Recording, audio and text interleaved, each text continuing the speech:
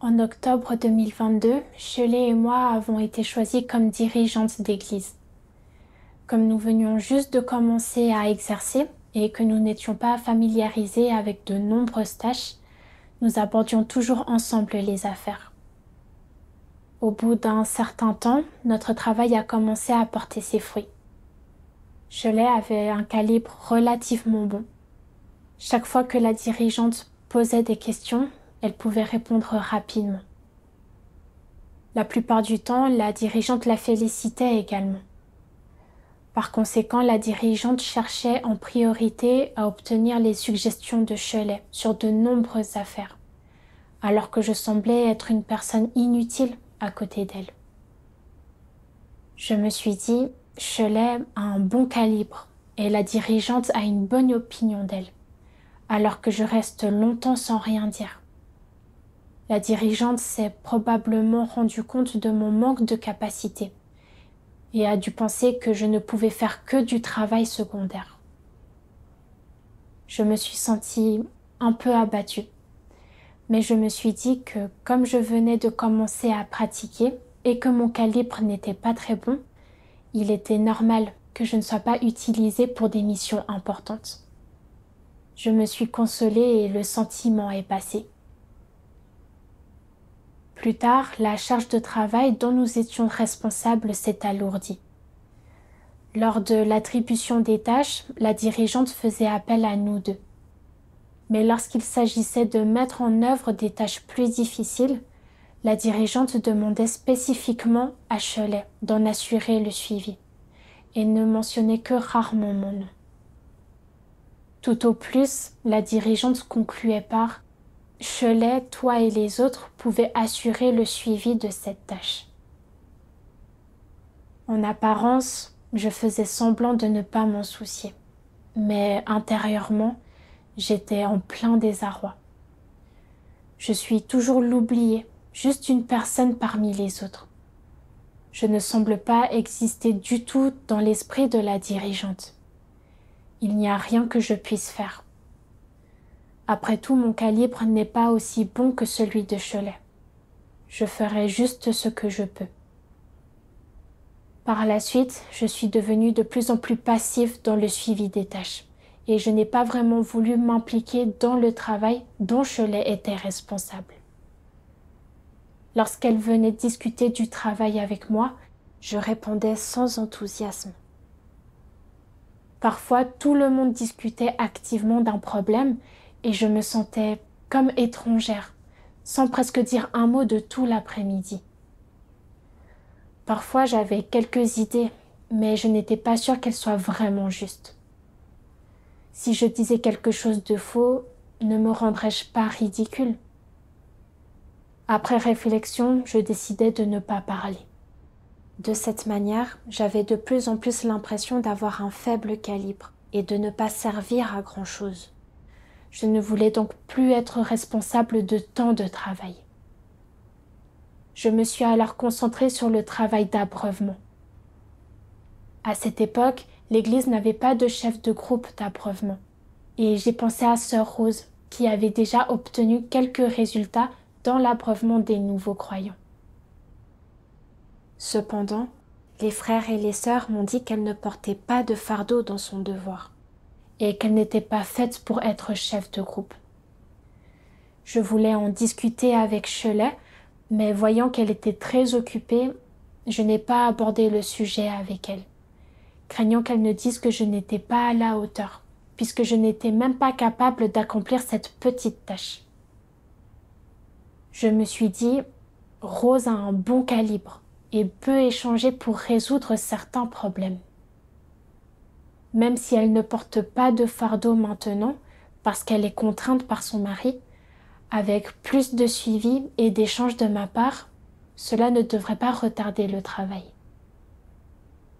J'ai donc choisi Rose comme chef du groupe d'abreuvement. Mais quelques jours plus tard, j'ai appris que Rose avait abandonné son devoir et était rentrée chez elle, parce qu'elle était contrainte par son mari. En entendant cela, je me suis sentie tétanisée et j'ai pensé, c'est fini pour moi, je l'ai choisi. Cela ne montre-t-il pas que je n'ai pas de discernement? J'ai fait des erreurs même en travaillant de manière indépendante sur une petite tâche. C'est vraiment épouvantable. Si cela retardait l'abreuvement des nouveaux croyants, je perturberais le travail de l'Église. Plus j'y pensais, plus je me sentais mal, me croyant incapable de faire quoi que ce soit de bien. Puisque je n'avais pas le calibre ou le discernement nécessaire et que je ne pouvais pas voir les choses clairement, je devrais rapidement démissionner avant de causer plus de tort aux frères et sœurs et de retarder le travail de l'Église.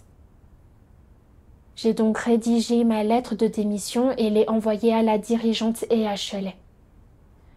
Peu après, Shelley m'a envoyé un passage des paroles de Dieu. Dieu Tout-Puissant dit « Quelle que soit la situation ou l'environnement de travail, les gens commettent parfois des erreurs et il y a des domaines dans lesquels leur calibre, leurs idées et leurs perspectives ne sont pas à la hauteur. C'est normal et tu dois apprendre à gérer cela correctement. Dans tous les cas, quelle que soit ta pratique, tu dois y faire face et gérer cela correctement et activement. Ne sois pas déprimé, ne te sens pas négatif ou réprimé quand tu es confronté à quelques difficultés et ne tombe pas dans des émotions négatives. Tout cela n'est pas nécessaire, n'en fais pas toute une histoire. Ce que tu dois faire, c'est immédiatement réfléchir sur toi-même et déterminer si tes compétences professionnelles ou tes intentions posent un problème. Examine si tes actions sont entachées d'impureté ou si certaines notions sont à blâmer. Réfléchis à tous les aspects. S'il s'agit d'un problème lié à un manque de compétences, tu peux continuer à apprendre, trouver quelqu'un qui t'aidera à envisager des solutions ou consulter des personnes travaillant dans le même domaine.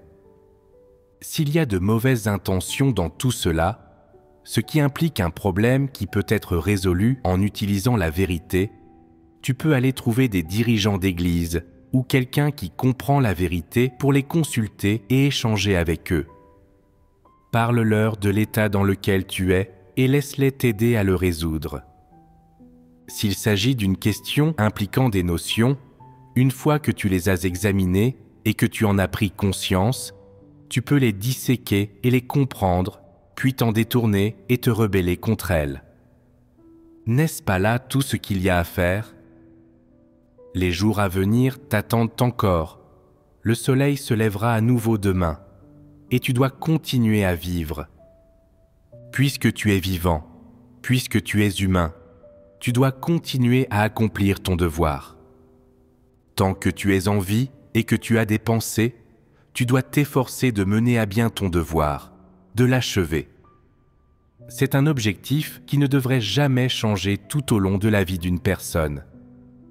Quel que soit le moment, quelles que soient les difficultés que tu rencontres, quel que soit ce à quoi tu fais face, tu ne devrais pas te sentir réprimé. Si tu te sens réprimé, tu stagneras et tu seras vaincu.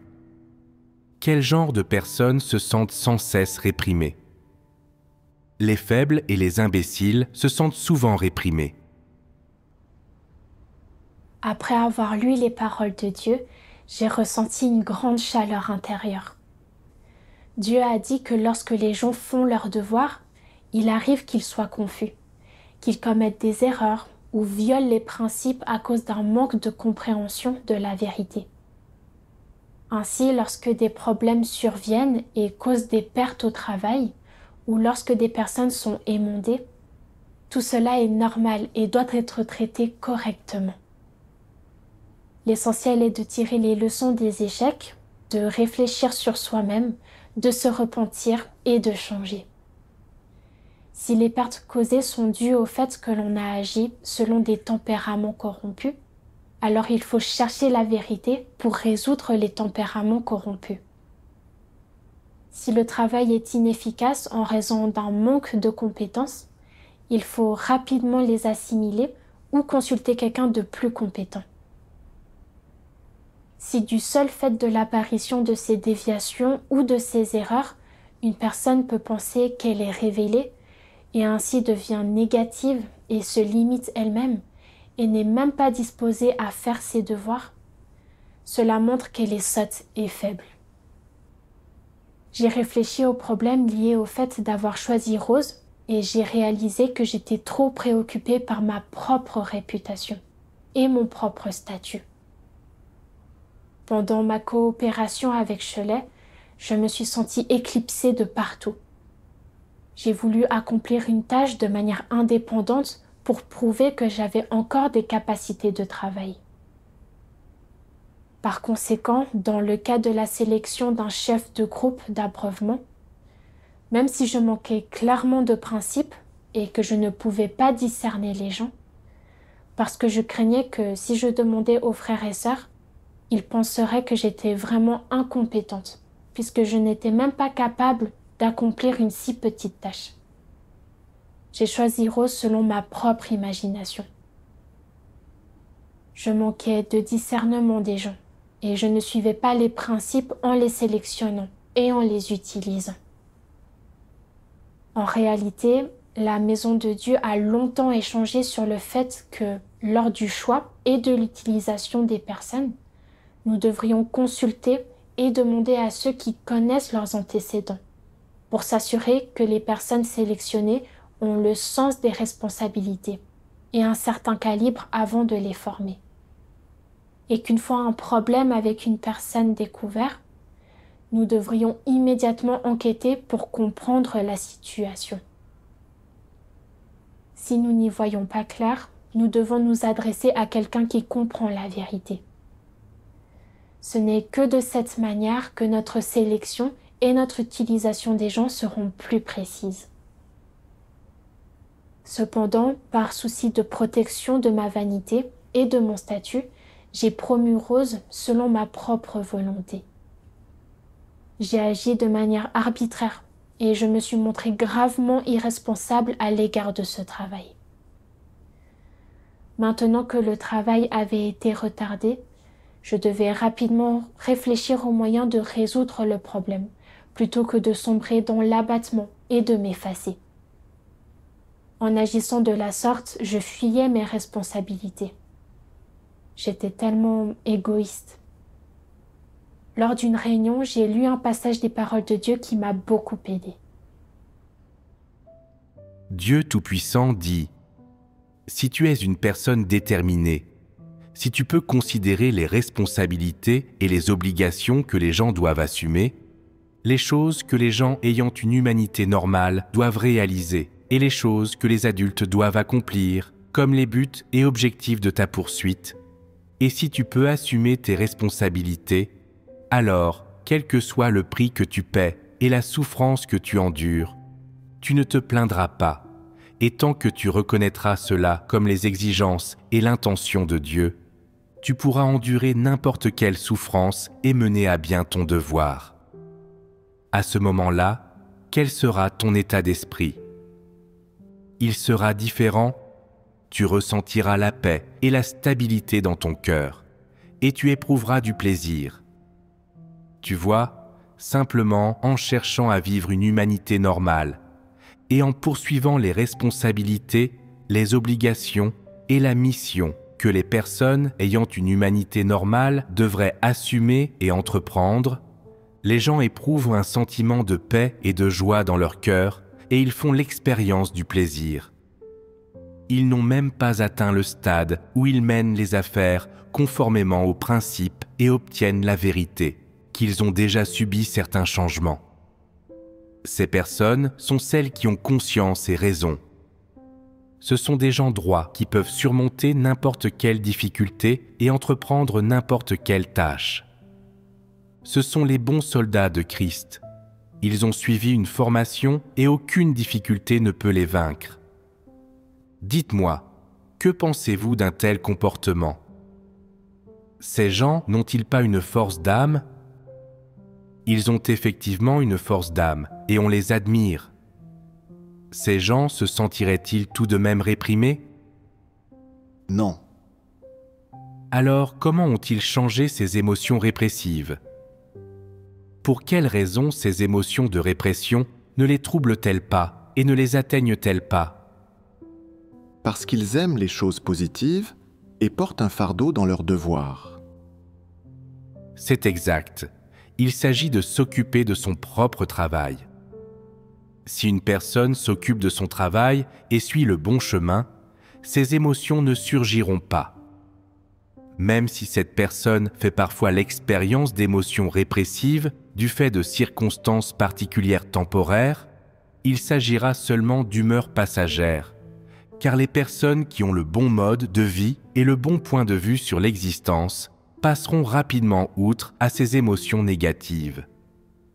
Par conséquent, tu ne te retrouveras pas souvent pris au piège par des émotions de répression. Cela signifie que de telles émotions de répression ne te dérangeront pas. Tu pourras éprouver une mauvaise humeur temporaire, mais tu n'en seras pas prisonnier. Cela met en évidence l'importance de la poursuite de la vérité. Si tu cherches à t'occuper de ton propre travail, si tu assumes les responsabilités que les adultes doivent assumer et que tu cherches à avoir un mode d'existence normal, bon, positif et proactif, alors tu ne développeras pas ces émotions négatives. Ces émotions répressives ne t'atteindront pas et ne s'accrocheront pas à toi. Après avoir lu les paroles de Dieu, je me suis sentie très honteuse. D'après les paroles de Dieu, j'ai vu que les adultes et ceux qui s'occupent du vrai travail se concentrent sur les vrais sujets.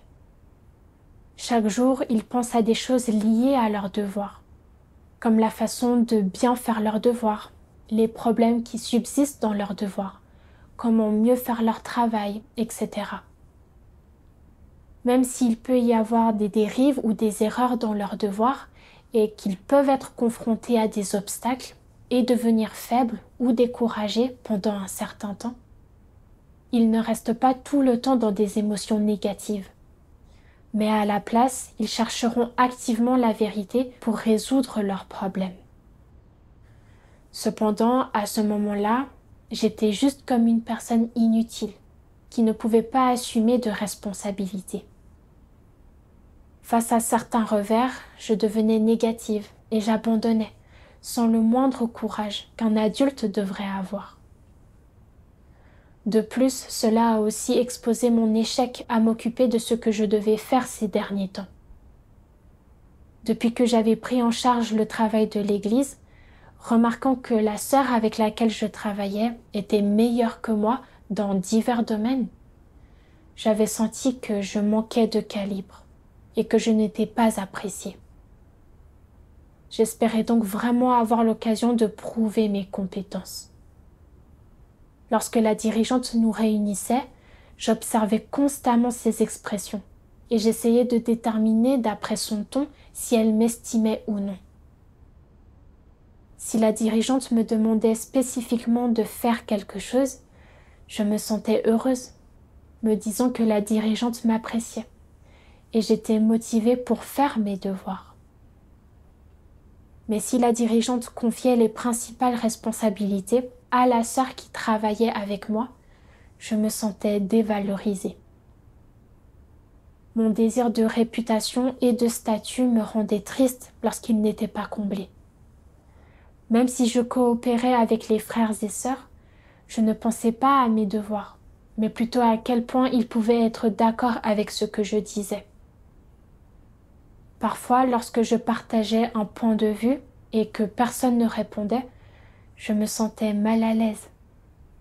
S'ils proposaient des suggestions différentes, je devenais encore plus négative et j'estimais que mon calibre était trop faible, refusant même de participer à la discussion. Surtout en ce qui concerne l'affaire de Rose. J'ai agi de manière imprudente selon ma propre volonté, en dépit d'un manque de discernement, et je n'ai pas réfléchi sur moi-même après avoir commis une erreur. Mais je suis tombée dans des pensées négatives et j'ai voulu démissionner. Tout cela parce que je ne m'occupais pas du travail approprié en faisant mes devoirs, mais poursuivais toujours la réputation et le statut. Mes yeux et mes pensées étaient concentrés sur rien d'autre que ma réputation et mon statut. Lorsque je ne recevais pas l'admiration des gens, je devenais négative et angoissée, mettant même le travail de l'Église de côté. Je ne pouvais pas bien accomplir mon devoir de cette manière. Cette attitude était vraiment détestée par Dieu. Je me suis souvenu que Dieu avait dit « Surtout en ce qui concerne ceux qui accomplissent actuellement leur devoir dans la maison de Dieu, ont-ils seulement le temps de se sentir réprimés? Ils n'en ont pas le temps. Alors qu'est-ce qui ne va pas chez ceux qui se sentent réprimés, qui sont de mauvaise humeur et qui sont découragés ou déprimés chaque fois qu'ils font face à quelque chose d'un peu désagréable? C'est qu'ils ne s'occupent pas des bonnes choses et qu'ils sont oisifs. » Voyant que les frères et sœurs qui m'entouraient étaient tous occupés à faire leurs devoirs, tandis que je restais préoccupée par ma réputation et mon statut, sans chercher la vérité pour régler ces problèmes, devenant au contraire plus négative et résistante. Je me suis rendu compte que je n'étais pas quelqu'un qui poursuivait la vérité. Surtout lorsque j'ai pensé à la façon dont Shelley avait mentionné que les résultats du travail d'évangélisation dont elle était responsable n'étaient pas bons, et que tout le monde était confronté à des difficultés, et qu'elle espérait vraiment que nous pourrions être d'un seul esprit et d'un seul cœur pour surmonter ces difficultés ensemble. Je me suis sentie vraiment coupable et affligée de l'intérieur. Dieu a arrangé l'environnement pour que nous coopérions ensemble afin d'être responsables du travail de l'Église.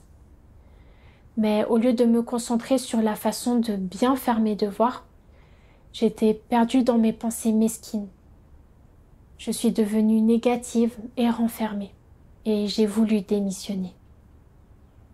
Je manquais vraiment d'humanité. J'ai prié Dieu. Dieu, je suis trop égoïste. Il y a tellement de difficultés dans le travail de l'Église en ce moment. Pourtant, je ne me suis pas préoccupée des affaires à proprement parler. Mais j'ai rivalisé avec ma sœur binôme chaque jour. Comme je ne pouvais pas être meilleure qu'elle, je suis devenue négative. Je me sens comme un cloaque à l'intérieur, dépourvu de toute poursuite positive. Non seulement je souffre moi-même, mais je retarde également le travail de l'Église. Aujourd'hui, j'ai pris conscience de mes problèmes. Bien que mon calibre ne soit pas très bon, je dois faire de mon mieux pour coopérer et travailler harmonieusement avec la sœur. Au minimum, je ne devrais pas retarder le travail à cause de mon attitude. Puisses-tu scruter mon cœur, je suis prête à me repentir. Après cela, mon attitude à l'égard de mes devoirs est devenue plus active. J'ai commencé à discuter proactivement et à résoudre les problèmes au travail avec Shelley. Pour certaines tâches difficiles qui me faisaient peur, j'ai prié Dieu et j'ai participé autant que possible. Lorsque j'ai remarqué des difficultés dans les devoirs des autres, si je ne pouvais pas offrir beaucoup d'aide, je trouvais quelqu'un qui comprenait la vérité pour aider à les résoudre. Parfois, même si la dirigeante chargeait spécifiquement Shelley du suivi d'une tâche, sans mentionner mon nom, tant que Shelley communiquait avec moi, je participais et proposais des suggestions, sans me soucier de savoir si la dirigeante le remarquerait ou non. Je me suis exercée à faire les choses devant Dieu, en me concentrant sur l'exécution consciencieuse de chaque tâche, et en croyant qu'il était essentiel de pratiquer la vérité et de satisfaire Dieu. Lorsque je me suis consciemment rebellée contre mes propres intentions et que j'ai concentré mon cœur sur mes devoirs quotidiens, je me suis sentie stable et j'ai commencé à me libérer un peu de mes émotions négatives. Au bout d'un certain temps, j'ai été confrontée à un émondage et je suis retombée dans mes émotions négatives. À ce moment-là, la dirigeante m'a demandé de structurer quelques documents. Manquant d'expérience, j'ai coopéré avec des frères et sœurs pour le faire. Après avoir terminé le brouillon, la dirigeante l'a lu et a estimé qu'il était de bonne qualité, mais a suggéré d'ajouter quelques détails à certains endroits. J'étais contente de voir qu'il n'y avait pas de soucis majeurs, pensant que c'était un travail bien fait. Les détails supplémentaires seraient faciles à ajouter et il serait bien d'ajouter un peu plus de contenu. Je n'ai donc pas échangé sur les principes avec les frères et sœurs. De manière inattendue, après les ajouts, la dirigeante a trouvé le nouveau contenu long et incohérent, ce qui a aggravé le résultat. Elle a demandé si nous avions soigneusement réfléchi et clairement compris quel était le problème. Elle a ensuite demandé à d'autres personnes de restructurer les documents. En entendant cela, j'ai été stupéfaite. Je voulais bien faire, mais pourquoi cela s'est-il terminé ainsi? En y réfléchissant, j'ai senti que c'était encore dû à mon faible calibre et à ma compréhension limitée de la vérité. Je pensais pouvoir m'occuper de certaines affaires générales, mais lorsqu'il s'agissait d'un travail nécessitant la compréhension de la vérité, je n'étais pas à la hauteur. Ce n'est pas que je voulais délibérément me soustraire. J'avais vraiment de la volonté, mais manquais de compétences. Par la suite, j'ai commencé à hésiter à coopérer au travail. Lorsque je remarquais des problèmes au travail, je voulais les signaler, mais je me dénigrais en pensant « Avec mon faible calibre, est-ce que je peux vraiment repérer les problèmes? Suis-je capable de faire ce travail? Mon calibre est faible et je ne suis pas capable de discerner les choses. Sinon le travail n'aurait pas été si mal fait. Je ferais donc mieux de ne pas signaler les problèmes des autres. »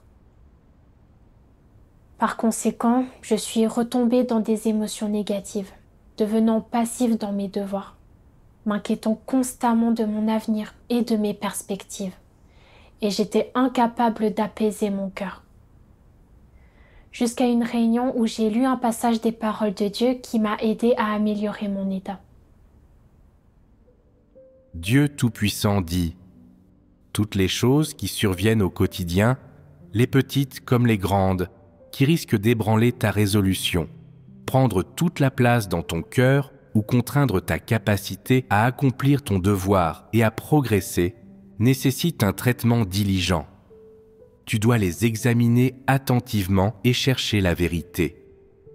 Ce sont autant de problèmes qui doivent être résolus à mesure de ton expérience. Certains deviennent négatifs, se plaignent et cessent leur devoir quand ils rencontrent des difficultés, et ils sont incapables de se remettre d'aplomb après chaque revers. Tous ces gens sont des insensés, qui n'ont pas l'amour de la vérité. Quand bien même ils auraient toute une vie de foi derrière eux, ils ne l'auraient pas gagnée. Comment donc des gens aussi stupides iraient-ils jusqu'au bout?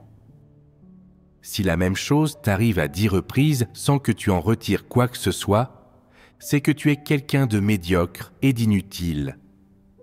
Les gens avisés, et ceux de calibre véritable qui ont une compréhension spirituelle, sont des chercheurs de vérité.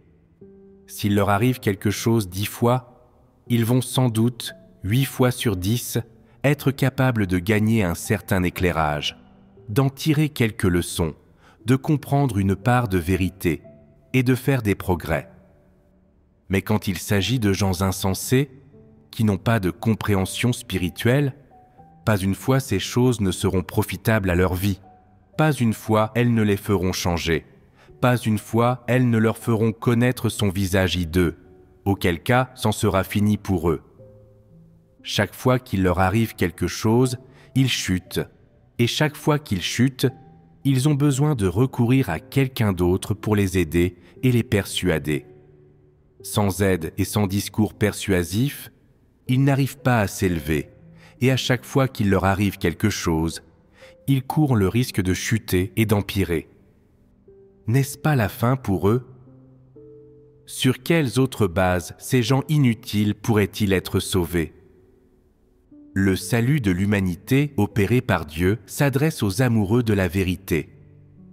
C'est un salut qui s'adresse à la partie d'eux-mêmes qui a de la volonté, de la détermination, à cette partie d'eux-mêmes qui, au fond de leur cœur, aspire à la vérité et à la justice. Chez une personne, la détermination est la partie qui, dans son cœur, aspire à la justice, la bonté, la vérité, et qui est douée de conscience. C'est cette partie que Dieu sauve, et, à travers elle, il change les tempéraments corrompus, pour que les êtres humains puissent comprendre la vérité et la gagner, et ainsi se purifier de leur corruption et que leur tempérament de vie puisse être transformé. Si ces choses te font défaut, impossible pour toi d'être sauvé. Certains pensent que leur calibre est trop faible et qu'ils n'ont aucune capacité de compréhension. Alors, ils se délimitent eux-mêmes et ils croient qu'ils auront beau poursuivre la vérité, ils ne seront jamais capables de répondre aux exigences de Dieu. Ils pensent que, même s'ils font des efforts, ces efforts ne servent à rien. Voilà tout. Ils sont donc sans cesse négatifs et, par conséquent, même après des années de croyance en Dieu, ils n'ont pas gagné la moindre vérité. Sans faire l'effort de poursuivre la vérité et que tu dis que ton calibre est trop médiocre, tu renonces à toi-même et tu vis sans cesse dans un état négatif. De ce fait, tu ne comprends pas la vérité que tu devrais comprendre, ou tu ne pratiques pas la vérité à ta portée. N'est-ce pas toi qui t'entraves? Si tu dis toujours que ton calibre n'est pas suffisant, n'est-ce pas fuir tes responsabilités et reculer devant elles? Si tu peux souffrir, payer un prix et gagner l'œuvre du Saint-Esprit, alors tu seras inévitablement capable de comprendre certaines vérités et d'entrer dans certaines réalités. Si tu ne te tournes pas vers Dieu ou si tu ne te fies pas à Dieu et que tu renonces à toi-même sans faire le moindre effort ni payer un prix et que tu capitules simplement, alors tu es un bon à rien et tu n'as pas un brin de conscience ni de raison. Que ton calibre soit médiocre ou exceptionnel, si tu avais un soupçon de conscience et de raison, tu devrais terminer correctement ce que tu as à faire, ainsi que ta mission. Être un déserteur est terrible. C'est une trahison de Dieu. C'est inexpiable. Poursuivre la vérité exige une volonté inébranlable, et ceux qui sont trop négatifs ou trop faibles n'accomplissent rien. Ils n'arrivent pas à croire en Dieu jusqu'au bout, et s'ils souhaitent obtenir la vérité et parvenir à un changement de tempérament, ils ont encore moins d'espoir. Seuls ceux qui sont résolus et poursuivent la vérité peuvent l'obtenir et être amenés à la perfection par Dieu. Après avoir lu les paroles de Dieu, je les ai comparées à moi-même. Je me suis rendu compte que face aux revers et aux échecs, j'étais toujours particulièrement fragile et négative, me sentant comme une boule de papier mâché. Ma première réaction était toujours de penser « laisse les autres s'en occuper » ou « mon calibre est trop faible » et je confiais le travail à d'autres pour qu'ils le résolvent. J'avais l'impression d'être sensée et d'avoir une certaine conscience de moi-même en agissant de la sorte. Mais en réalité, je me limitais et je cédais à moi-même. Cela montrait que je n'acceptais pas ou n'aimais pas la vérité. Lorsque nous sommes confrontés à des revers et à des échecs, Dieu veut que nous cherchions la vérité pour résoudre les problèmes et progresser. C'est par notre volonté et notre désir de justice que Dieu nous perfectionne. Les personnes qui aiment la vérité et qui ont un bon calibre sont proactives. Elles sont douées pour tirer un bilan des expériences d'échec, pour examiner leurs lacunes et peuvent comprendre certaines vérités en cherchant, acquérir une certaine connaissance d'elles-mêmes et progresser dans la vie. Cette fois-ci, lorsque j'ai été confrontée à l'émondage, je n'ai pas analysé les raisons de mon échec, mais je me suis à la place trouvé des excuses. J'ai pensé que ce n'était pas parce que je ne voulais pas bien faire, mais plutôt que mon faible calibre avait entraîné tant de problèmes dans l'exécution de mes devoirs. Cela impliquait que j'avais fait de mon mieux dans la mesure de mes capacités et que je n'avais pas à y réfléchir. Mais en y regardant de plus près, était-il vrai que je n'avais aucun problème? Lorsque la dirigeante a fait remarquer que les documents manquaient de détails, je n'ai pas réfléchi ni cherché, mais j'ai ajouté beaucoup de contenu inutile basé sur mon imagination, ce qui a rendu les documents révisés trop longs et banals. Je n'ai pas cherché de principe ni réfléchi à la manière d'obtenir de meilleurs résultats. J'ai simplement suivi les règles de manière mécanique. Cette approche de l'exécution de mes devoirs n'était que machinale. Je devais donc rapidement faire le point et corriger mon approche. Déjà, je manquais de calibre, et si je n'avais même pas l'esprit proactif et que je me retirais de manière passive chaque fois que j'étais confrontée à des difficultés, alors il me serait difficile de m'améliorer. Plus tard, je me suis demandé pourquoi je voulais toujours m'enfuir lorsque j'étais confrontée à des revers et à des échecs. Après mûre réflexion, j'ai compris que c'était parce que je me préoccupais trop de ma réputation et de mon statut, et que le chemin que je suivais dans ma foi en Dieu n'était pas le bon. Je me suis souvenu d'un passage où Dieu dissèque les antéchrists. Les paroles de Dieu disent: L'attachement des antéchrists à leur réputation et à leur statut va au-delà de celui des gens normaux, et cela fait partie de leur tempérament essence. Ce n'est ni un intérêt temporaire, ni l'effet transitoire de leur environnement. C'est quelque chose dans leur vie, leurs os, et c'est donc leur essence. C'est-à-dire que dans tout ce que font les antéchrists, leur première considération est leur propre réputation et leur propre statut, rien d'autre. Pour les antéchrists, la réputation et le statut sont leur vie et le but de toute leur vie.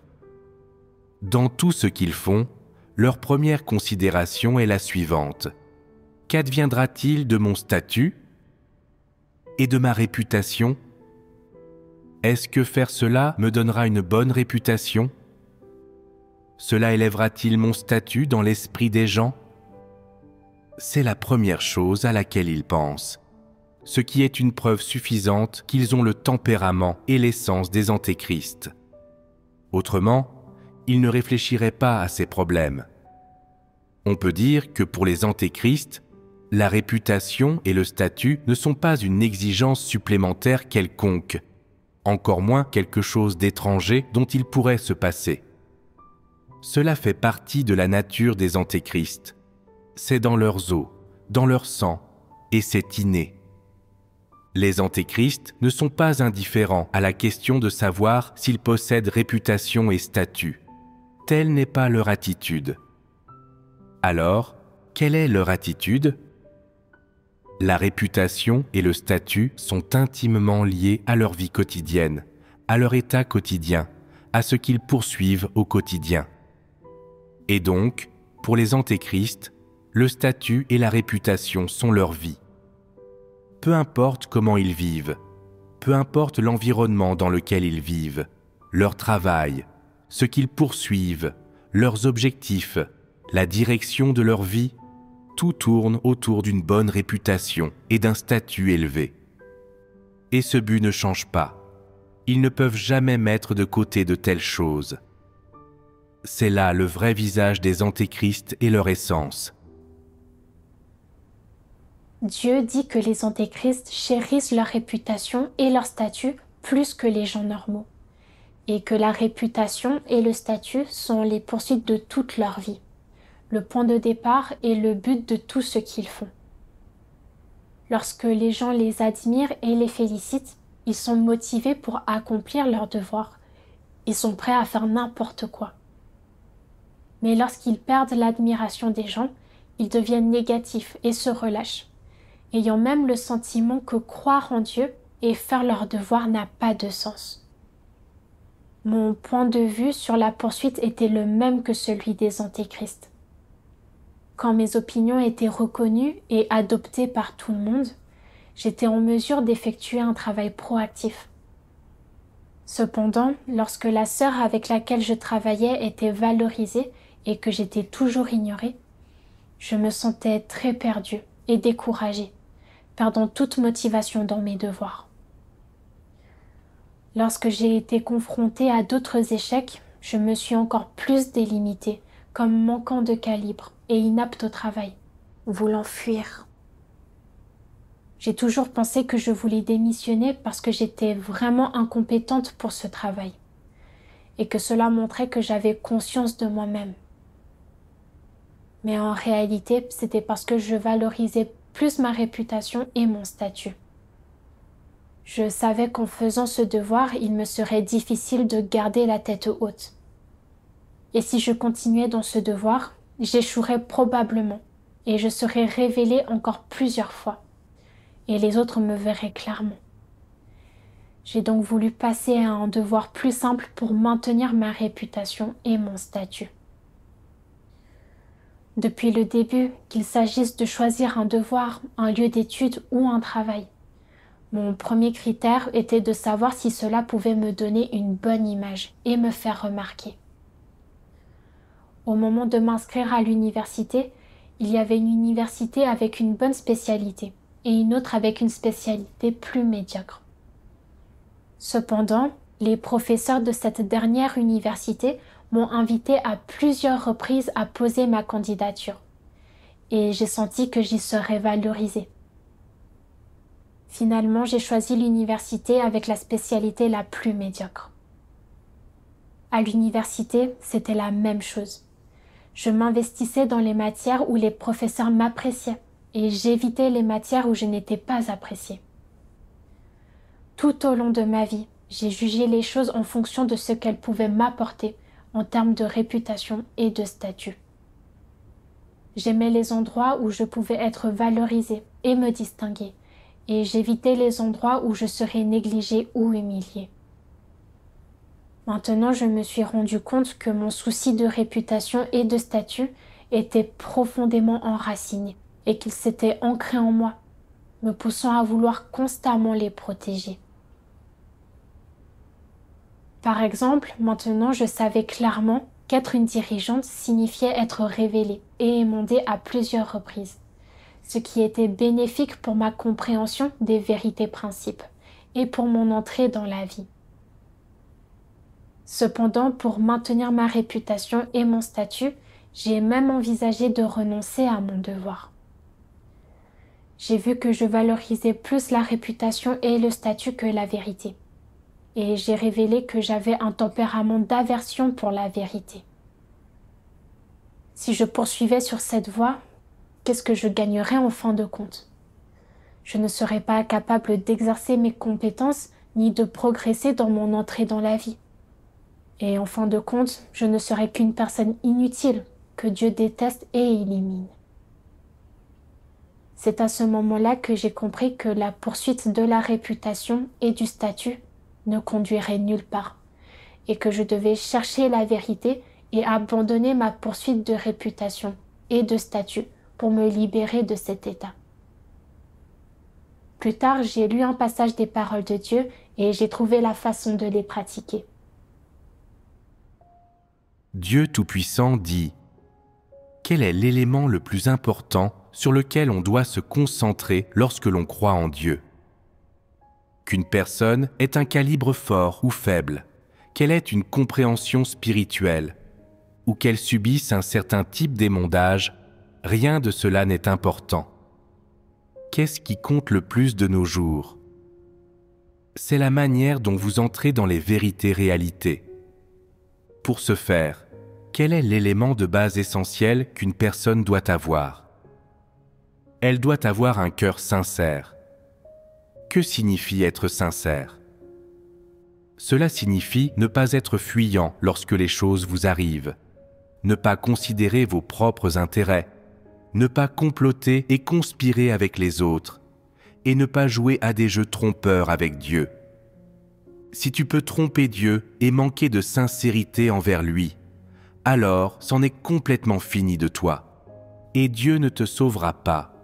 Alors quel est l'intérêt de comprendre la vérité? Tu es peut-être en mesure d'avoir une compréhension spirituelle. Tu as peut-être un bon calibre. Tu es peut-être éloquent et capable de comprendre rapidement les choses, de tirer des conclusions et de comprendre tout ce que Dieu dit. Mais si tu joues à des jeux trompeurs avec Dieu lorsque les choses t'arrivent, c'est un tempérament satanique et cela est très dangereux. Ton calibre n'est d'aucune utilité, qu'importe à quel point il est bon, et Dieu ne voudra pas de toi. Dieu dira, « Tu parles bien, tu as un bon calibre et l'esprit vif, et tu as une compréhension spirituelle. Mais il y a juste un problème, tu n'aimes pas la vérité. » Ceux qui n'aiment pas la vérité sont problématiques, et Dieu ne veut pas d'eux. Une personne qui n'a pas bon cœur sera écartée, à l'instar d'une voiture qui semble bien entretenue de l'extérieur, mais qui a un mauvais moteur, elle sera complètement mise de côté. Les gens sont également ainsi. Peu importe à quel point ton calibre semble bon, à quel point tu es intelligent, éloquent ou capable, ou à quel point tu es bon pour gérer les problèmes, tout cela est inutile, et ce n'est pas l'élément clé. Alors, quel est l'élément clé? C'est de savoir si le cœur de quelqu'un aime la vérité. Il ne s'agit pas d'écouter comment cette personne parle, mais de regarder comment elle agit. Dieu ne regarde pas ce que tu dis ou promets devant lui. Il regarde si ce que tu fais possède la vérité réalité. De même, Dieu ne se soucie pas de la grandeur, de la profondeur, ni de la puissance de tes actions. Et même si tu fais une petite chose, si Dieu voit la sincérité dans chacune de tes actions, il dira « Cette personne croit sincèrement en moi. Elle ne s'est jamais vantée. Elle se conduit selon son rang. Et bien qu'elle n'ait peut-être pas apporté une grande contribution à la maison de Dieu et qu'elle soit de faible calibre, elle est constante et sincère dans tout ce qu'elle fait. » Que comporte cette sincérité?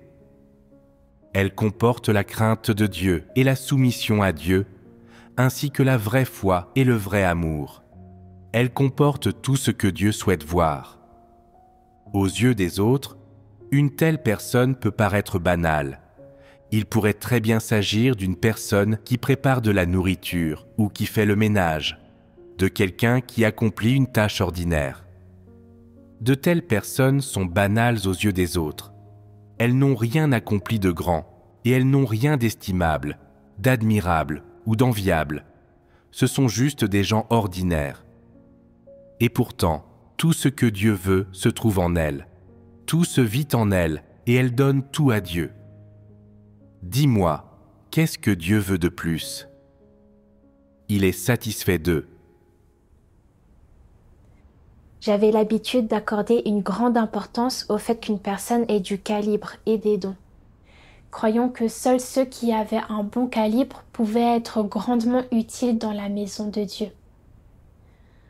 Lorsque mon faible calibre a été révélé à plusieurs reprises et que je n'étais pas capable de voir les choses clairement, je suis devenue négative et je me suis limitée, incapable d'accomplir même les tâches dont j'étais capable. Après avoir lu les paroles de Dieu, j'ai compris que les croyants ne doivent pas se focaliser sur le niveau de leur calibre, ni sur leur éloquence ou leur vivacité d'esprit. Ce n'est pas ce que Dieu valorise. Dieu se préoccupe du cœur d'une personne, et s'il a un cœur sincère envers Dieu et le travail de l'Église. Le calibre et l'éloquence que Dieu m'a donnés ne déterminent pas si je peux bien faire mes devoirs.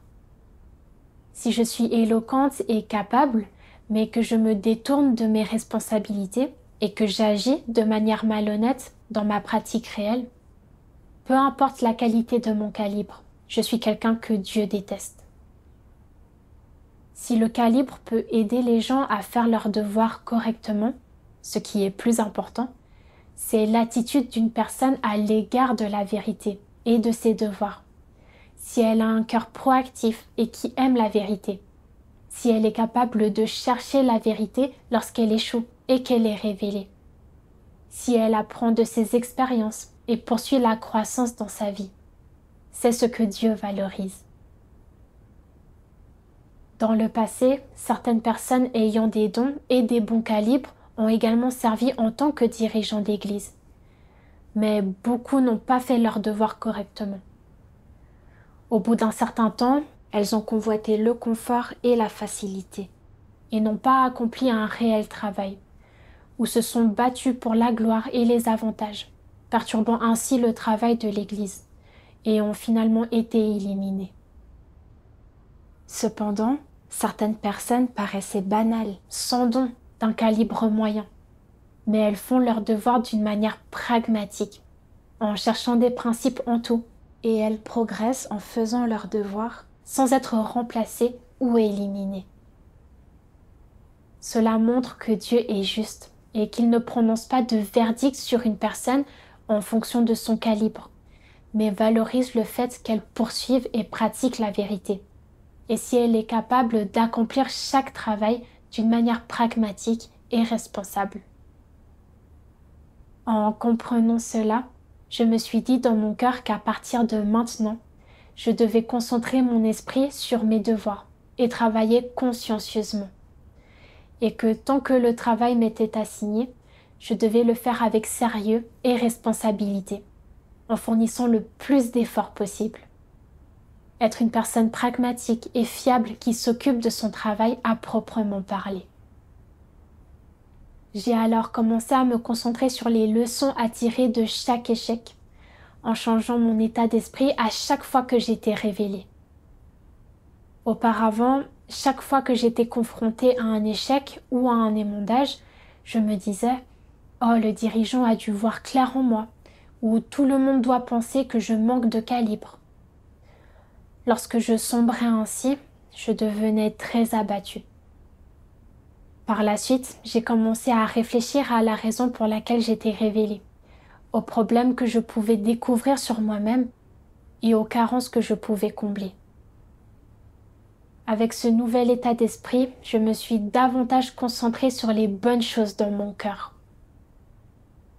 Plus tard, pendant un certain temps, j'ai été successivement confrontée à des émondages. Parfois pour manque d'efficacité en faisant les choses. Parfois pour ne pas saisir les principes d'exécution des tâches. Et parfois pour avoir une approche unilatérale sur une affaire précise et ne pas comprendre les choses correctement. J'ai donc réfléchi à mes problèmes et j'ai cherché des méthodes pour améliorer l'efficacité de mon travail si elles étaient liées à mes compétences.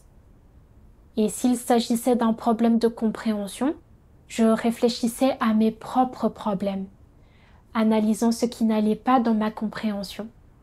Puis je cherchais auprès des frères et sœurs qui comprenaient la vérité et avaient de l'expérience. Lorsque j'ai réfléchi de cette manière, mon attitude à l'égard de l'émondage s'est améliorée.